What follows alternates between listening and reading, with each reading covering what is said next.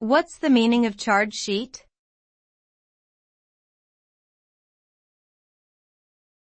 Charge sheet.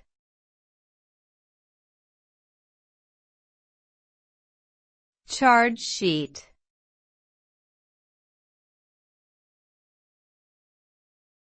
Charge sheet.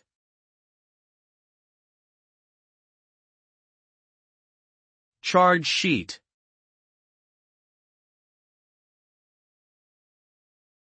A charge sheet is a formal document that outlines the charges filed against an individual or organization.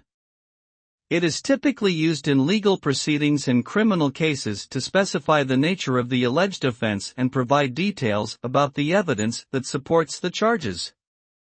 The charge sheet is a crucial component of the legal process, as it serves to inform the accused of the charges they face and allows them to prepare their defense. In summary, a charge sheet specifies the charges filed against an individual or organization and provides details about the evidence supporting those charges.